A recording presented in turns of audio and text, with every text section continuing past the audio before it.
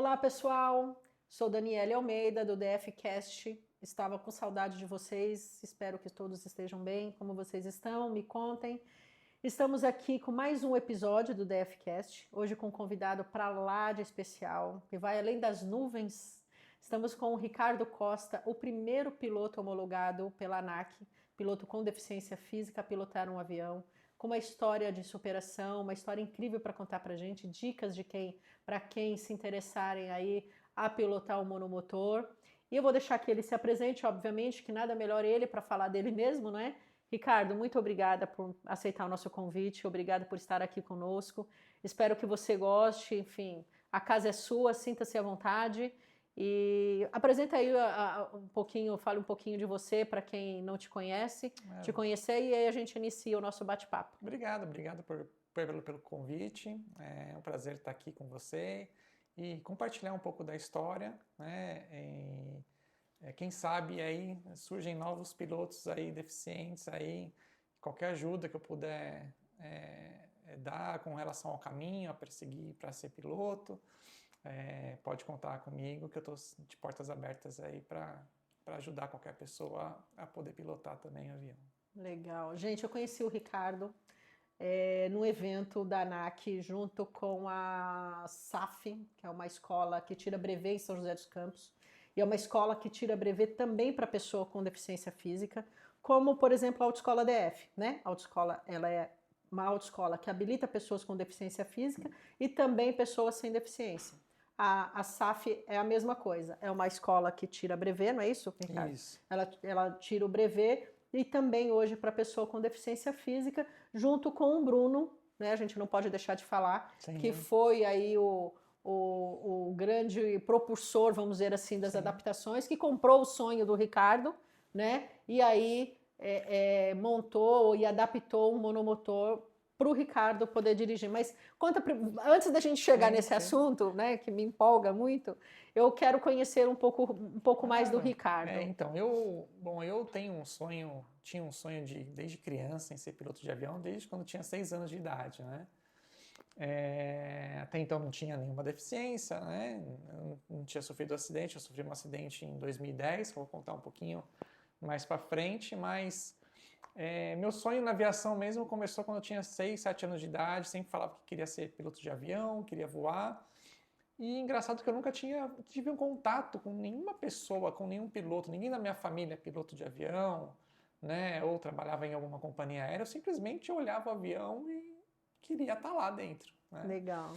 E aí eu lembro que meu pai sempre ia nas feiras de carro na Anhembi, de domingo, né, ver carro, comprar carro, vender carro. E eu ia sempre com ele só para ficar ali perto do campo de Marte e olhar os aviãozinhos subindo, né, e descendo.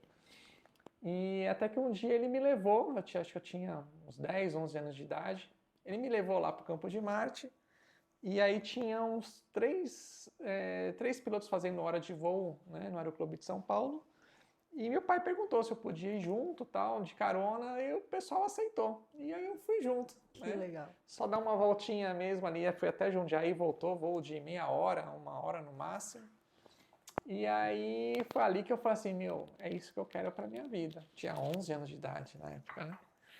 Aí eu vim com 14 anos, eu comecei a trabalhar, e sempre naquela, né, expectativa, né? Porque assim, com piloto você pode já começar fazer o curso teórico e prático com 16 anos de idade. Ah, é? Você pode tirar... É uma coisa anterior, não é igual, por exemplo, a habilitação que você tem que ter a maioridade. Não, você pode ter, você não pode voar sozinho com menos de 18 anos, mas você pode fazer aulas com 16 anos, já pode fazer aula prática já com 16 anos, com o instrutor do lado. Tá, mas isso para monomotor? Monomotor, sim. Uhum. Então eu comecei o curso quando eu fiz 18 anos, um curso teórico, são 4 meses de curso teórico, e depois são as horas de voo que são na prática mesmo. Né? A primeira brevet, a primeira licença você tira com 40 horas, você tira a carteira de piloto privado. E depois você faz a piloto comercial, eu fiz piloto comercial com 22, 23 anos, e você precisa de 150 horas para tirar a habilitação de piloto comercial e por voo de instrumentos, que daí, depois disso você pode começar a trabalhar, né? Então eu fiz todo esse processo. Minha primeira habilitação eu tirei na TAM Training, que tinha em Piracicaba. E o comercial eu fiquei sócio do Aeroclube de São Paulo e comecei a voar aqui em São Paulo para tirar a habilitação comercial. Como tinha mais horas, Sim. ficava difícil viajar para Piracicaba, fazer o voo lá, depois voltar. Essa habilitação comercial é para você poder pilotar aviões maiores? Não, Para você entrar em qualquer companhia aérea, né, ou qualquer táxi aéreo, você precisa ter habilitação de piloto comercial. Tá. Você precisa ter no mínimo 150 horas Entendi. de voo. Uhum. Né? E voo por instrumentos também. Então eu fiz tudo junto nesse. Sim. E depois você vai. Cada avião que você passa, você faz um curso específico. Né? Então, para voar um avião de 2, 3 motores, você vai fazer um curso bimotor, você vai fazer um curso multimotor. Então, cada avião você faz um curso diferente, mas o primeiro passo para poder trabalhar é ter habilitação de piloto comercial. Uhum. Que basta ser, enfim, você pode começar com 16 anos, mas quais são os requisitos? Tem que fazer um exame médico e tem que passar na prova teórica. Entendi. Tem que estudar para fazer essa prova teórica. Isso, você tem que ter 70% de acerto nas matérias que envolvem. E quais são essas matérias? Tem regulamento aéreo, tem navegação, meteorologia, conhecimentos técnicos, que mais? Acho que estão umas 5, 6 matérias. Entendo. Mais específica, obviamente, para a área de voo. Sim. Tá. 100% voltada para a aviação. É difícil, não? Tem que estudar. Tem que se empenhar como tudo na vida, né? Tem que estudar. Tem que se dedicar. Não é fácil. Hoje é mais fácil, porque naquela época que eu fiz, tinha que estar presencial. Então você tinha que ir todos os dias na aula. Minha aula era das 7 às 10h30 da noite. Né? E hoje em dia tem mais os cursos à distância, né? O EADs, que você consegue estudar de casa, então um pouco mais fácil, né? Mas você tem que ter dedicação. Como tudo na vida, né? A gente tem que se dedicar. E aí, desculpa, estava trabalhando já na área comercial, cheguei a trabalhar uns 2, 3 meses no táxi aéreo junto com um amigo meu, mas eu vi que trabalhar na aviação não era muito o que eu queria, né? Era mais gostoso voar do que trabalhar voando, né? Então, aí eu continuei na área comercial, que eu já estava trabalhando na área comercial, então eu continuei minha carreira na área comercial e deixei a aviação como hobby mesmo. Então, de final de semana eu pegava 2, 3 amigos, saía para voar, né? Como era sócio do Aeroclube de São Paulo, eu tinha essa opção de fazer hora de voo lá, alugando o avião, colocando lá 2, 3 pessoas junto para voar comigo. Tem gente que, vou passear de moto, que a gente estava conversando aqui nos bastidores. Vou passear de moto, né? Vou tomar um café no seu... Você ia de avião, chique, né, gente? Um pouco mais elitizado. Mas é uma coisa totalmente acessível, né? Hoje a hora de voo custa entre 700 e 800 reais. Né? Então, é acessível. Tem muita gente que acha que nossa, precisa de muito dinheiro. Mas é como se fosse uma faculdade. Né? O que você gasta hoje para ser piloto de avião, você gastaria numa faculdade, talvez, ou até menos, né? Dependendo da faculdade, do curso. Hoje você gasta muito mais numa faculdade do que para ser piloto de avião. Então, é bem factível, assim, para tirar as habilitações. As habilitações, legal. E aí, eu tirei minha última carteira com 24 para 25 anos, e quando eu tinha 30, 31 anos, eu sofri um acidente. De carro? De moto. De moto. Eu fazia motocross. Tá. Descia praticamente quase toda semana na mesma pista, que já é uma pista perto da minha casa, para treinar, e acabei caindo de mau jeito e fraturei, né, 2 vértebras da coluna, né? T5 e T6. E aí uma das vértebras se encostou na medula e desligou totalmente, já na hora ali do acidente, né? Tá. Então, e ali mudou muito minha vida, né? Porque sim, sem dúvida. Eu era super assim, ativo, trabalhava, estudava, fazia motocross, pilotava avião, tinha um filho de 6, 7 anos, 6 anos na época ele tinha. E o engraçado é que eu tinha acabado de comprar um carro, uma picape maior, porque eu falei assim, bom, ele vai fazer 7 anos em novembro, e eu vou comprar uma motinho para ele andar comigo, né?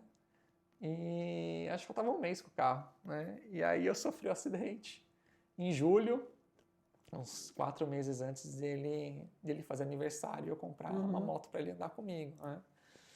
E aí, bom, aí a vida mudou de cabeça para baixo, né? Então, tive a cirurgia, depois a reabilitação, e aí aqueles 2, 3 meses que eu já estava dentro de casa, não aguentava mais ficar em casa, não aguentava mais depender das pessoas. E aí eu falei assim, eu preciso voltar a dirigir para ter minha autonomia, né? Foi o primeiro passo da independência aí, vamos dizer assim. Eu acho que todos, não sei se todos sabem, mas eu costumo ir na CD, sou convidada pela CD a cada 2 meses, até para falar sobre habilitação para as pessoas que estão sem reabilitação, para lesão medular e amputados e pólio. E assim, Ricardo, é impressionante, principalmente para homem, né, que é um país ainda muito machista, mas quando você fala, você pode voltar a dirigir, dá um start, assim, muda a chave, a fisionomia, o ânimo, posso, como, né? É uma virada de chave. Acho que a independência, né? Você dirigir, você ir para qualquer lugar, é uma questão de independência da pessoa, né? Então, e eu precisava disso para poder voltar para o trabalho também, né? Então, o pessoal falou para mim do trabalho, falou, não, Ricardo, se habilita, faz tudo aí, porque a gente precisa também fazer as transformações aqui dentro da empresa, porque a empresa não tinha banheiro acessível, não tinha nada acessível, né?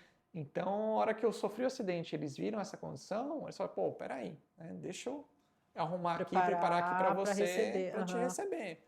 Enquanto isso, fui tentando fazer fisioterapia intensiva, né, para ter mais mobilidade, mais qualidade de vida, voltar a dirigir, né, sabia o que eu podia, o que eu não podia fazer, quais eram os meus limites. Respeitar os limites. Então, eu fui me adaptando até voltar a dirigir e depois voltar a trabalhar. Né?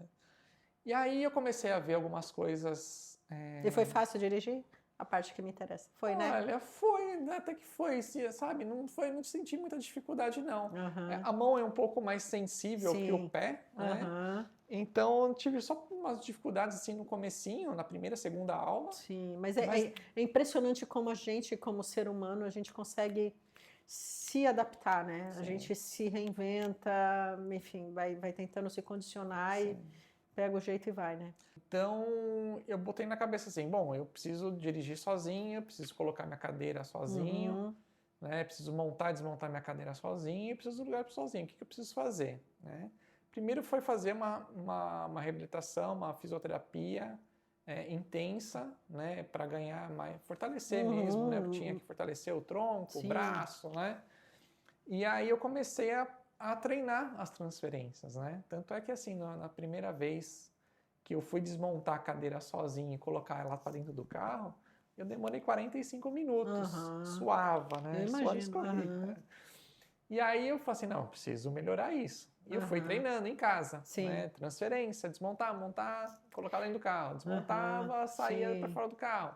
Como tudo na vida, é disciplina e treino, né? Sim. Hoje em dia eu levo 10, 15 segundos para fazer esse processo. A gente tinha um processo na CD, que hoje, não sei porque também a gente não faz mais, mas a gente levava os carros, né, da autoescola, a gente levava os carros para todo mundo conhecer as adaptações. E o Robson, que vocês conhecem, foi um dos nossos convidados também, ele fazia essa transferência para mostrar como era, como desmontar, como colocar. É super importante. Porque, gente, veja, a gente, para quem não tem a deficiência, é rotineiro, entra no carro, liga e vai. Agora, para quem tem e precisa se condicionar de novo, até escolher o carro é importante, pela abertura da porta do carro, né, o teto do carro, o tamanho, se a pessoa é muito alta, se o joelho vai bater nas adaptações. O tipo de cadeira que a pessoa usa também, né? Se é uma cadeira muito grande, muito pequena. O porta-malas é uma coisa essencial. O ar-condicionado, né? Porque às vezes você não sente a temperatura da cintura para baixo, então você tem que manter. Então, são coisas assim que é só realmente quem passa ou quem está no segmento que possa falar, né? Mas desculpa, voltamos lá. Eu falo mais do que... Imagina. Vamos lá. Mas é super importante porque meu acidente foi há 15 anos atrás. Hoje em dia está muito mais fácil a informação, Sim. não é? Mais acessível, mais né? acessível. Então, hoje tem muito Instagram, TikTok, o YouTube.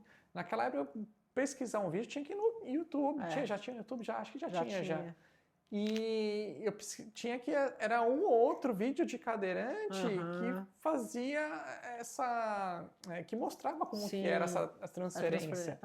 Então eu ficava assistindo para ver o que eu poderia pegar de informação ali e jogar para minha vida. Eu vejo isso, Ricardo, porque antigamente, né, a pessoa com deficiência física era tratada como uma pessoa que não existia, teoricamente. Sim. Acabou o CPF. Sim. Né? A pessoa não opinava, a pessoa não dirigia, era uma pessoa totalmente dependente. E graças a Deus, hoje, assim, mudou muito. Eu acho que está longe do ideal, mas a gente... Vem melhorando. A cada ano que passa, vem melhorando. Mas ainda falta muita coisa ainda. Mas de hoje para 15 anos atrás... Muita coisa mudou, né? Muita tecnologia tem hoje disponível, né, no mercado.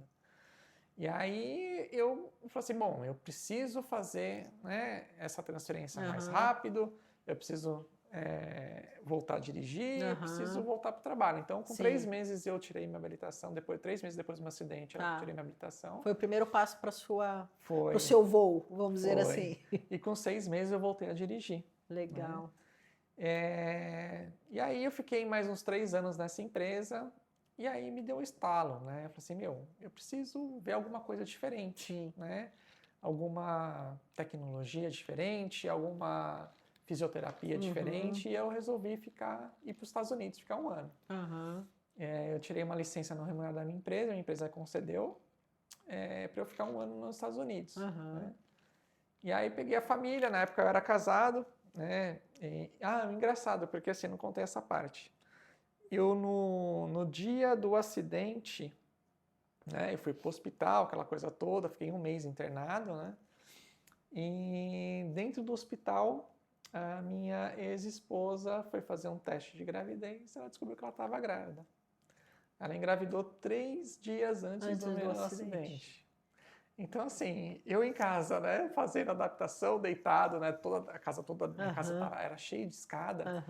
Então, eu tive que adaptar na sala, um quarto ali, e ela com descolamento de placenta, os 2 lá acabados, meu Deus. E aí, só que assim, foi uma alegria, né, porque ter um filho assim, nascendo no meio de tudo isso, aquele turbilhão todo. Então foi muito legal, né? Foi muito legal. Você tem 2 filhos? Tenho 2 filhos. Hoje tem um de 20 e o outro tem 14. Que legal. Foi uma experiência é o incentivo a mais para você melhorar, me deu gás filho para estar hoje onde eu tô, né? Esse segundo filho principalmente que eu falei assim, não, eu preciso... Acho que Deus envia uns anjos, né, para falar, olha, vai lá me ajudar a resolver uma situação. Porque assim, eu era muito workaholic, né? Então, com o primeiro filho, eu deixei escapar muitas coisas ali por conta da rotina mesmo do trabalho, né? Viajava bastante a trabalho. Então, eu não curtia muito o filho como eu deveria curtir, como eu curti o primeiro, né? Então, acho que o cara lá de cima falou assim, não, vamos pôr esse cara aqui na cadeira de rodas para ele dar uma acalmada, né? E ver que a vida não é só trabalho, né? E aí a gente, né, voltando lá, eu pedi uma licença não remunerada da empresa e a gente decidiu todo mundo ir para os Estados Unidos. Legal. Aí ficaram 1 ano lá. Fiquei 1 ano e aí quando faltavam uns 2, 3 meses para voltar, eu vi uma oportunidade de abrir uma clínica de fisioterapia lá, do método, né, que eu gostava, que é um método bem específico, que é a base de exercício físico intenso. E aí eu morava em Orlando e vinha muita gente na clínica de Tampa para Orlando para fazer essa fisioterapia, né? Eu falei assim, pô, mas em Tampa não tem nada assim? Ele falou, não, Ricardo, não tem. Aí junto com o pessoal aqui do Acreditando, aqui em São Paulo, a gente fez uma parceria e a gente montou uma clínica em Tampa. Legal. E aí eu fiquei 3 anos lá, quer dizer, 3 anos com a clínica aberta, né? Mais 1 ano que eu estava fazendo fisioterapia.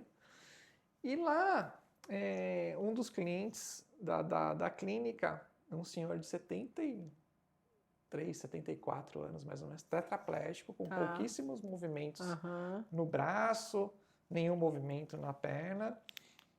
A gente comentando, né? Tava falando para ele, comentando da minha paixão pela aviação, e ele virou para mim e falou assim: eu sou instrutor de voo de planador. Falei, tetraplégico. Eu falei, como assim? Você era instrutor, né? Ele falou, não, Ricardo, eu ainda sou instrutor. Eu levo pessoas com deficiência para voar no planador. Aí, eu falei, não, você tá de brincadeira, né? Como é que é isso? Aí ele falou assim, não, tem uma ONG, né? Lá nos Estados Unidos tem uma ONG, não esqueci o nome agora. Depois, se eu lembrar, eu falo. Tem uma ONG que tem alguns planadores adaptados e a gente leva os deficientes para poder voar e também sentir as adaptações para caso ele queira também poder ser piloto de planador. Eu falei, não, você está de brincadeira, né? Eu comecei a pesquisar que nem um doido, né? E aí eu vi que lá nos Estados Unidos tem um grupo de pilotos de avião paraplégicos. Aí descobri que na Itália tinha uma equipe de acrobacia aérea de aviões adaptados. 3 aviões que são adaptados, 3 paraplégicos que têm aviões que fazem acrobacia. Olha isso. Eu falei, cara, no Brasil não tem isso, né? E aí eu fui fazer o voo, né, com ele. Então você imagina, um senhor de 70 e poucos anos, tetraplégico, meu Deus, que precisava de ajuda para fazer todas as transferências possíveis, colocaram ele dentro do planador e eu fui junto. O planador totalmente adaptado para ele? Totalmente adaptado, né? E eu fui ali junto. Então, imagina, um tetraplégico, um paraplégico, num avião sem motor, sendo rebocado por outro avião. Meu Deus do céu, corajoso, hein? Você foi corajoso. Mas a vontade é maior, voar, né? Era muito grande. Eu imagino. Né? Então, eu encarei. Eu falei, não, quero ver como é que é isso aí. Sim. E foi um voo muito legal. Né? Que legal. Ele tinha todos os comandos na mão e ele dava mesmo realmente uma instrução ali de voo. Eu falei, cara, isso aqui é muito legal. E aí eu voltei para o Brasil. Volta, o olho até brilha, né? Eu voltei para o Brasil em 2017 e eu falei, cara, preciso achar alguma coisa nesse sentido aqui no Brasil. E comecei a pesquisar. Aí você voltou a morar no Brasil? Voltei a morar no Brasil. A clínica, assim, era muito legal, mas não estava dando o retorno que eu precisava. Meu visto de trabalho também, eu precisava contratar. Eu tinha 3, 4 funcionários americanos lá, precisava contratar mais 4, 5 para fortalecer o meu visto, para poder aplicar para o Green Card, né? Então, como a clínica já estava ali patinando, eu não tinha condições de contratar mais gente para poder ficar lá, né? Então, a gente acabou voltando. E aí eu comecei a pesquisar aqui no Brasil. Falei, o que eu posso fazer para poder voltar a voar, né? E aí, conversando, né, procurando na internet ainda... Network, vai aqui, vai ali. E aí eu descobri uma empresa, uma fábrica de aviões lá em como chama? Santana no interior da Bahia. Sim. Né? Chamava Paradise. E que eles fabricavam aviões adaptados, só que eles exportavam para os Estados Unidos, ou seja, para a Europa. Gente tem uma pessoa brasileira no Feira interior, de Feira de Santana, na Bahia, olha só, gente, que exporta aviões, né, monomotores, adaptados, e aqui no Brasil a gente não tinha isso. Exatamente. Aí eu conversei com o dono. Bruno, né? Não era o Bruno era neto do proprietário. Né? E aí, conversando com o proprietário, eu não lembro o nome dele, agora ele falou assim, não, Ricardo, infelizmente no Brasil não tem. Avião ainda era experimental naquela época, então qual que é a diferença do avião experimental e do homologado? O experimental ele não pode voar em cidades densamente povoadas, acima de 500 mil habitantes, o avião não pode voar. Né? Então, você pode voar em regiões mais remotas, né, com pouca população. Eu falei, irmão, eu não quero isso, né? Se for para voar, tem que que voar em grande estilo. Tem que voar completo, né? Tem que sair de São Paulo, ir para o Rio de Janeiro, fazer o voo normal. E no avião experimental você não pode fazer isso. Se for para brincar, tem que brincar de verdade. Tem que brincar grande. E aí, conversa vai, conversa vem. Ele falou, não, infelizmente não tem. Tem algumas pessoas, né, que a gente exporta aviões para os Estados Unidos, e lá tem gente voando o nosso avião adaptado. Tem pessoas que voam na Europa, o nosso avião é adaptado, mas Que aqui no Brasil não incrível. tem, que não tem legislação para isso. E aí eu deixei essa informação guardada, né? Passaram isso aí isso foi em 2017. Em 2022, 2021, 22,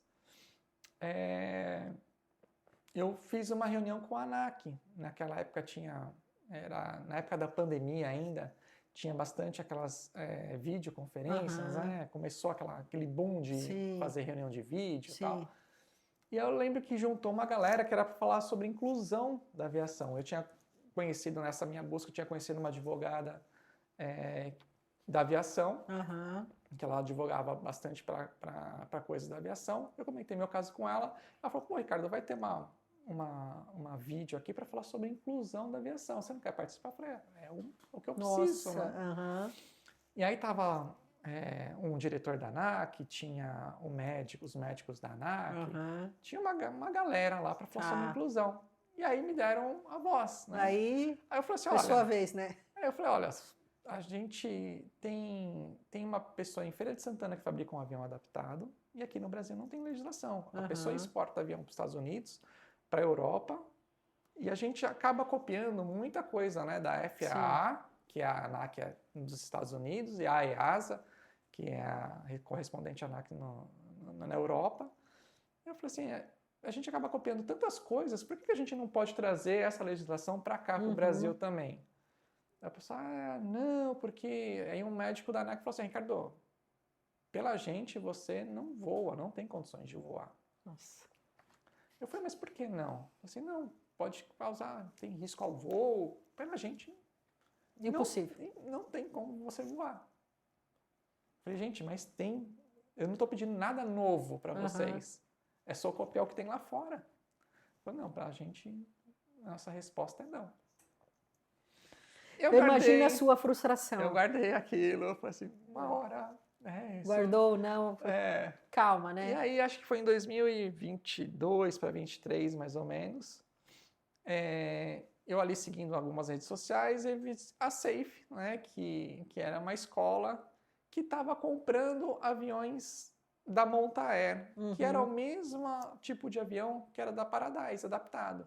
Aí eu fui pesquisar o que era a Monta Air e tal, aí eu vi que o Bruno era neto do dono da Paradise. Eu entrei em contato com o Bruno, eu falei assim, Bruno, você está fornecendo aviões para uma escola... São José dos Campos. E o que aconteceu nesse meio tempo aí? Porque até então o avião era experimental, e aí nenhuma escola pode usar um avião experimental. Ele falou, não, Ricardo, a gente conseguiu uma licença, né, para poder... Nosso avião transformou em LSA, que é o Light Sport Aviation, que é uma espécie de um avião homologado, porém um avião mais leve, como se fosse um experimental melhorado. Né? E a ANAC aprovou esse avião para instrução. Então reduz a hora de voo, reduz a manutenção, né? Tem uma série de benefícios que o avião, por ser um avião mais leve, então ele tem um motor mais leve, exige menos manutenção. Então, facilitou bastante a questão de instrução para as escolas, né? Custo-benefício foi melhor para as escolas. E aí eu falei assim, pô, cara, você que trabalhava na Paradise, né? Você não tem condições de adaptar esse avião também? Porque ele falou, não, Ricardo, o Monta Air é uma cópia do avião da Paradise. Né? A gente pode fazer adaptação. A gente precisa falar com a escola, precisa ver com a ANAC e tal. Aí eu liguei pro dono da escola. Eu falei assim, pô, Ramos, né, um comandante da Azul, que abriu a escola. Eu falei, pô, Ramos, vocês estão comprando um avião da Monta Air e eles têm a capacidade de fazer um avião adaptado para pessoas com deficiência. Ele falou, pô, Ricardo, eu não sabia disso. Mas se você quiser, a gente topa. Putz. Eu falei, então, o que a gente tem que fazer? Ele falou assim, não, só tem que conversar com a ANAC para ver se eles liberam. Aí eu falei, putz, cara, aí já veio aquela reunião, né? De lá de trás. Gente, só para vocês entenderem, né? Uma parte técnica. Como autoescola, que eu acho que é mais simples. Autoescola comum, que é a SAFE. É SAFE. Ela tira o brevet e aí comprou os aviões, ou um avião monomotor da Monta Air, que é a empresa que uma cópia, né? Porque era Da mesma avô família, da é. mesma família, que exportava avião para adaptado para pessoa com deficiência física. E aí ele fez uma parceria com essa escola, com a Safe, para o mesmo avião. E aí entrou o Ricardo com o sonho, que surge, né? Essas coisas Sim, surgem assim, de um sonho, exatamente. vamos resolver, vamos atrás da legislação. Exatamente. Aí, a hora que eu falei com o Ramos falou, meu, eu topo, vamos falar com o pessoal da ANAC. Aí eu falei, aí que pega, porque eu já recebi um não lá atrás, né? Sim. Ele falou, Ricardo, mudou a diretoria, de repente, né, o cara tá dando um puta incentivo para fazer a homologação desse avião experimental, né, para tornar ele SA, de repente ele abraça essa história aí e não custa nada tentar. Então, vou marcar uma reunião com ele. E é incrível, né? Eu sinto essa dificuldade também, Ricardo, no meu segmento como autoescola. É incrível como a opinião, não são nem regras, nem processo, né? é uma canetada. A opinião da pessoa falar não, acabou. Eu tive um caso de um aluno no interior, quando eu tinha uma unidade no interior, que o sonho dele era dirigir. Ele perdeu os 2 braços num acidente de trator no interior. E o sonho dele era dirigir. Ele foi em todas as autoescolas do interior, todas falaram não. Todas. Não, imagina, você nunca vai. Não dá, não dá, não dá. E aí ele veio para São Paulo para tentar colocar uma prótese. E aí o médico de São Paulo, que me conheceu numa feira, falou assim: olha, aqui tem uma escola em São Paulo, tal, fala com ela. E aí ele me procurou. Assim, eu tenho muito tempo no segmento. Eu olhei e falei: não, mas eu já habilitei vários casos de pessoas sem os 2 braços, por que você não? E ele tinha toda a flexibilidade nas pernas, toda. Fazia faculdade, a perna dele vinha aqui, enfim. Eu falei: mas por que não? Não, porque todo mundo falou não. Eu fiz um teste com ele no carro para ver a flexibilidade dele nas pernas. Falei: não, dá para você dirigir. E fui pro médico. A própria médica falou: não dá. Falei: doutora, pelo amor de Deus. Eu mostrei o vídeo. Falei: a gente tem essa adaptação, tem. Tem. Eu falei: tem. E aí a opinião ou a falta de conhecimento, né, da capacidade que a pessoa tem, pode acabar com o sonho de um. É uma canetada, um não, né? Tem uma mulher nos Estados Unidos que ela não tem os 2 membros superiores. E pilota. Com os pés. Eu mostrei isso no vídeo, eu faço isso na CD. Eu mostro na ACD e eu mostro para a pessoa, eu falo assim: gente, pilota avião dirigir é fácil. Pilota avião só com os pés. Sim, eu vi. É incrível. Né? Mas vamos lá. E aí mudou a direção. Aí eu falei assim, bom, vamos marcar uma reunião então com esse diretor novo da ANAC, né? Chama Luiz Ricardo, né? É um brigadeiro que está lá na ANAC. E aí, a hora que a gente contou a história para ele falou assim: meu, eu não vou sossegar enquanto você não estiver pilotando. Que legal. Comprou a briga. Que legal. Comprou a briga. Aí eu falei assim: era tudo que a gente precisava ouvir, né? Então, aí o Ramos já pediu pro Bruno fazer adaptação numa aeronave. E aí o brigadeiro ali, em cima, né? Pô, Ricardo, e aí, você não vai voar? Eu falei: tô esperando o avião ficar pronto, né? O avião ficar pronto. E ele até hoje. Ele fala para mim que ele vai ser, que assim, eu tô ainda fazendo adaptação no avião, né? Eu fiz umas 10 ou 12 horas no avião. Então ele falou assim: Ricardo, eu quero estar presente, eu quero dar a habilitação em suas mãos. Nossa, que legal. Porque vai ser eu espero projeto falar também. Eu falei assim, cara, então assim, são pessoas que você vai encontrando que fazem o seu sonho ser realizado, né? E muda toda a trajetória. Muda. Pelo simples fato de ter empatia pelo sonho de vida do outro. Você vai encontrar várias portas fechadas, vários não na vida, mas se você continuar batalhando, uma hora você vai encontrar uma pessoa disponível que tenha boa vontade, fala: não, vamos aqui, vamos fazer o negócio acontecer. E aí, beleza, né? A hora que ele falou sim, tinha avião, tinha, né, autorização da ANAC, pô, agora o exame médico, porque no exame médico, para você tirar a habilitação de avião, a primeira, você precisa fazer um teste numa esteira. Eu falei: pô, e agora? Né? Você era obrigado a fazer. Sim. Aí, porque assim, antes, né, desse processo... Mas para eles saberem o seu estado físico, cardíaco, né? Isso. Tá. E aí, só que antes disso, eu tinha procurado vários aeroclubes, tinha várias associações de pilotos, para ver se tinha alguma coisa, né? Se o pessoal podia, de alguma forma, intervir junto à ANAC. Na época, todo mundo falava: pô, Ricardo, a gente não conhece, né? Não tem conhecimento disso. não sabe como chegar na pessoa para falar isso. O exame médico, ele se resume em quê? Essa da esteira? Tem audição, visão, tem teste psicológico, psicotécnico, tá. tem essa parte também Física, então eles veem tudo. Tá, né? muito mais completo, obviamente, porque vai pilotar um avião do que a habilitação. E é renovado a cada 2 anos, tem que renovar. A cada 2 anos, Cada 2 anos tem que fazer toda a bateria de exames novamente. Tá. E aí eu falei assim, pô, e agora? Como é que vai fazer o exame médico? Aí o brigadeiro vai lá, reúne o pessoal médico, da parte médica da ANAC e tal. Pô, aí a gente descobriu que se eu fizesse lá uma tomografia, né, para avaliar meu coração, para ver como é que estava, podia substituir o teste ergométrico, né? Eu falei, pô, vamos embora. Eu fiz todo o exame médico numa clínica lá em Campinas e aí fui aprovado. Só que ainda não tinha liberação, né, para voar. Porque os médicos falaram assim, Cardoso, você foi aprovado nos testes físico, psicológico e tal, mas a gente precisa saber se você tem condições de sair do avião. Eu ia perguntar isso. Se tiver alguma emergência. Uma situação de emergência. Como é que você vai fazer? Então a gente precisa saber se em 90 segundos você tem condições de sair do avião. Eu falei, caramba. Bom, se você treinou para poder sair da cadeira e ir para o volante, eu imagino quanto de teste você fez. Fui lá treinar de novo, né? Que legal. Entrar, sair do avião, e aí a primeira vez demorou um pouco mais de 1 minuto. Eu falei, não, preciso abaixar esse tempo.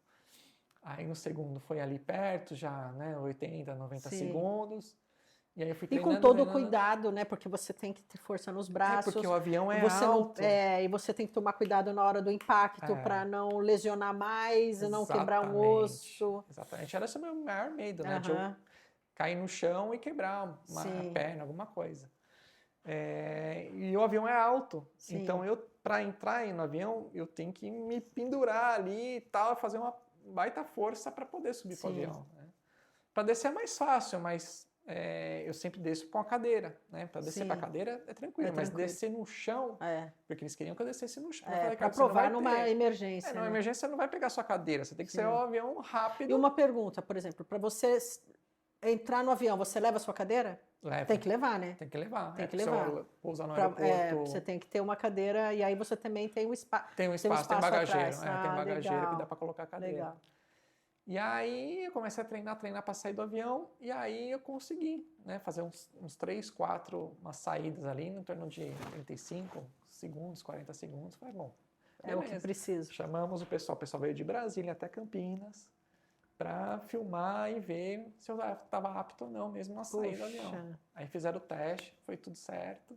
Aí liberou para voo. Aí ninguém segurou mais. Foi só alegria. Aí o céu foi o limite. Ainda estou voando, estou na fase ainda de readaptação do avião, né? Porque como eu fiquei aí desde 2009, 2008, meu último voo, então eu estou pegando ainda as manhas de novo de poder voltar a voar. E o avião, eu acho que eu mostrei para vocês nas redes sociais do encontro que a gente teve, o avião totalmente adaptado, é muito legal, muito legal. Até mesmo nesse evento tinha outros cadeirantes lá, né, que ficaram empolgadíssimos de poder voltar. De poder voltar a voar aqui no Brasil. De voar, né, aqui no Brasil. E tem até mesmo, eu recebi algumas ligações também de ex-pilotos de companhias aéreas, umas 2, 3 pessoas que eram pilotos de companhias aéreas, que tinham ficado paraplégico e quando viu isso aí,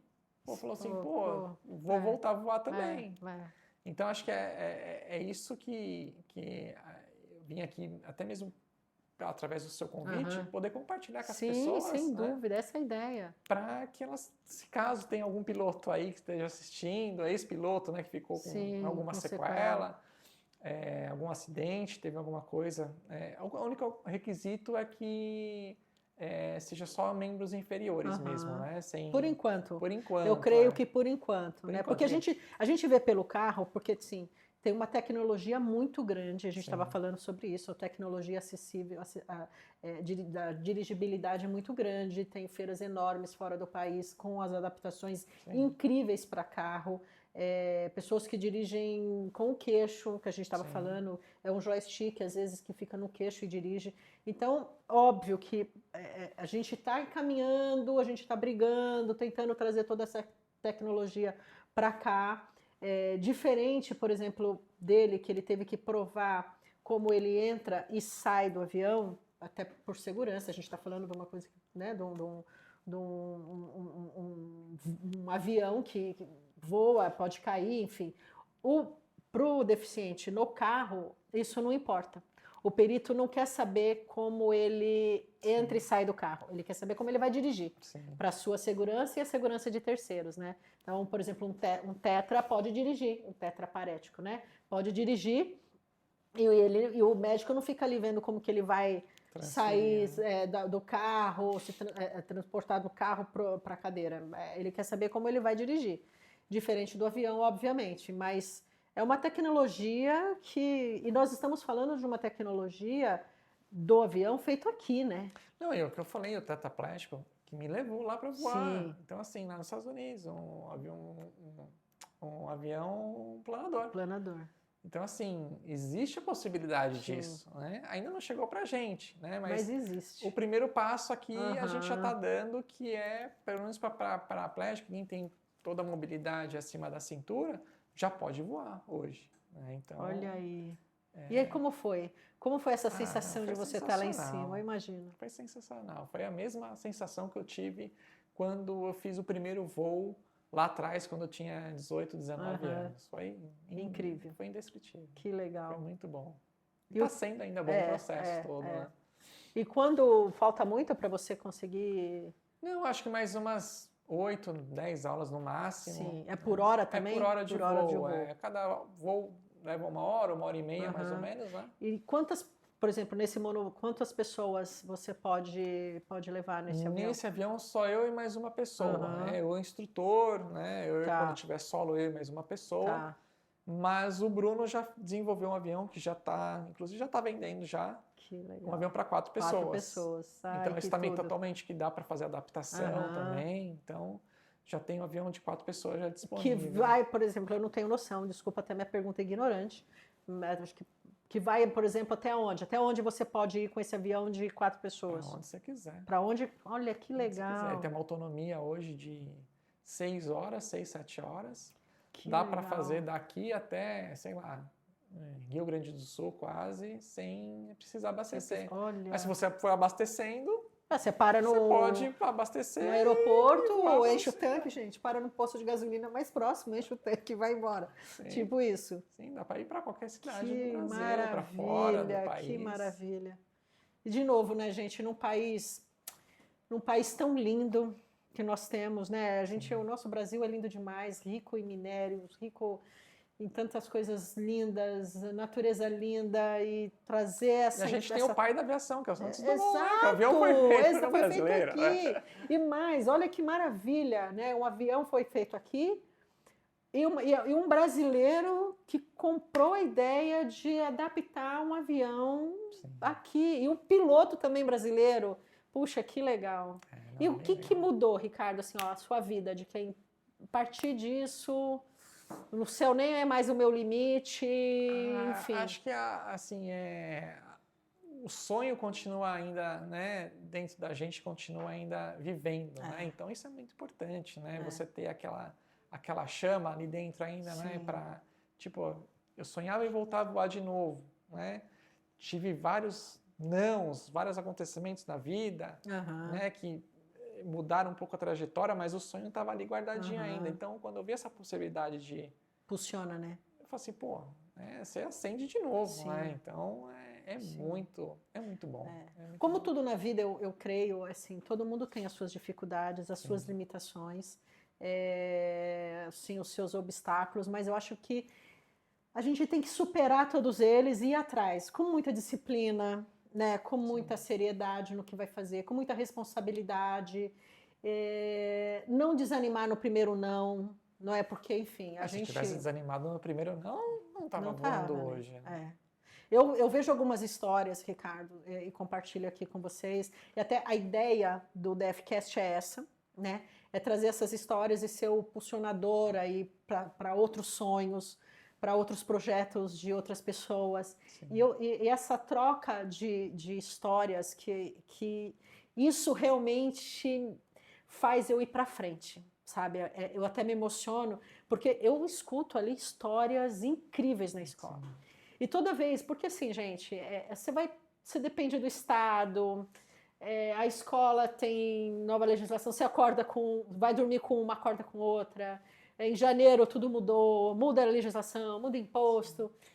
E aí tem hora que eu falo, eu preciso rever. Aí vem umas histórias que eu falo, eu preciso continuar.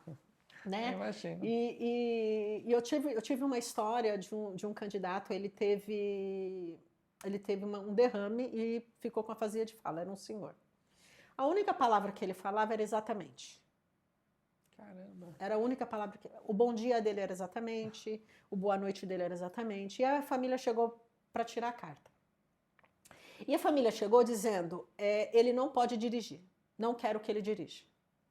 Aí eu devolvi a pergunta, vocês não querem que ele dirija porque ele não pode, não tem condições físicas nem neurológicas, ou vocês têm receio? A gente tem receio. Eu falei, então, são coisas distintas. Sim. E com minha experiência, e ele só ouvia. Eu acho que isso para ele vai ser muito bom, mas eu não sou médica.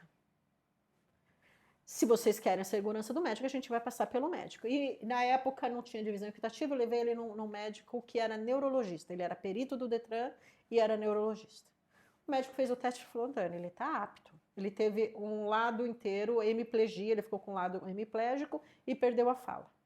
Então vamos fazer o psicotécnico. E aí eu falei para a psicóloga, aplica o teste mais difícil, por segurança para a família.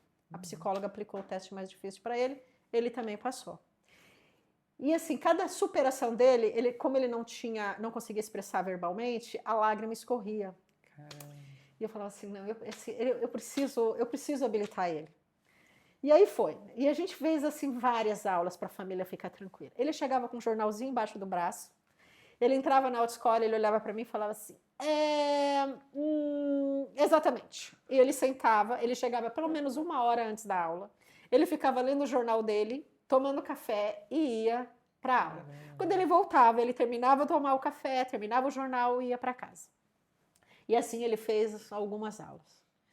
No dia do exame prático eu falei, eu preciso dar um apoio, eu preciso ir. Eu fui no exame prático. Gente, quando ele saiu do carro, a aprovação, a lágrima escorria, todo mundo emocionado, foi ótimo. Que legal. E aí passou, o médico só deu 2 anos para ele de habilitação. Estou eu trabalhando, passou os 2 anos, estou eu trabalhando, chega o seu Araripe, o nome dele, chega ele falando um pouco melhor. Ele já conseguia se expressar. E quando ele olhou para mim, ele com muita dificuldade, ele falou meu nome, bom dia. Eu levantei o rosto e falei, senhor Araripe, o senhor voltou a falar. Ele falou, você não tem ideia do que foi a CNH para mim. Ainda que ele não dirigia a todo momento porque a família ficava com receio, mas o fato dele ter habilitação no bolso mudou a vida dele. Então, essas histórias, sabe, me falam assim, eu preciso continuar. Sim. Teve uma outra história, um xará seu, mesmo nome, ele era leiloeiro, enfim, uma história, e ele teve um problema de doença, não foi nem acidente, foi neurológico, uma bactéria, e ele ficou muito limitado. Aí quando ele veio procurar, era exatamente, a família queria que a gente falasse para ele, não pode dirigir. Quando eu olhei, eu falei, de fato, agora não dá. Mas como que falar? Sim. Né? Como eu não sou médica. Mas pela experiência do carro, eu falei, como falar? Levei ele também nesse médico que era neurologista, e o médico conversou com ele, ficou lá 1 hora com ele. Falou, mas se você fizer as reabilitações, daqui 1 ano você volta e eu vou te reavaliar. Ricardo, todo mês ele ligava pra gente e falava, falta 11 meses. Faltam 10 meses. E assim foi. Foi. Quando ele chegou na escola para tirar carta, ele era outro. Ele estava de andador, ele não estava mais na cadeira de rodas. Ele já estava com um fortalecimento muito melhor muscular e tirou a carta dele, assim, foi maravilhoso. Foi aquilo que eu te falei, né? Para eu voltar a dirigir, foi um processo ali de 2, 3 meses que eu falei, eu preciso fortalecer, preciso colocar minha cadeira dentro do carro, preciso treinar. colocar e tirar, que eu preciso ter minha independência de Sim. volta, né? Porque aquilo me frustrava, né? É. Depender do meu pai, de alguém para me colocar dentro do carro, para Sim. tirar dentro do carro, para me levar para os lugares. Assim, eu não quero isso. Eu já era uma pessoa totalmente independente antes do acidente, né? E aí, quando você perde isso aí, o mundo acaba, né? Então você tem que... Eu tava ali batalhando para voltar a conquistar tudo que eu tinha de volta, né? Então hoje eu faço tudo que eu fazia antes. Eu só não subo escada, mas do resto eu faço tudo que eu fazia antes. E anda de moto, né? Eu vi também que você anda de moto. Também tem uma... Legal. Como eu era apaixonado também por moto, né? Você gosta do vento no rosto, né? E aí eu falei assim, pô, e agora a moto, né? Como que eu vou fazer para adaptar uma moto, né? Então eu vi que lá nos Estados Unidos tinha aqueles triciclos, né? Lá é muito mais da fácil. Can-Am. Eu falei, pô, isso aí acho que dá. Eu comecei a ver alguns vídeos, também vi cadeirantes que tinham Can-Am. Eu colocava a cadeirinha do lado, no suporte do lado ali. Eu falei, pô, vim pro Brasil também.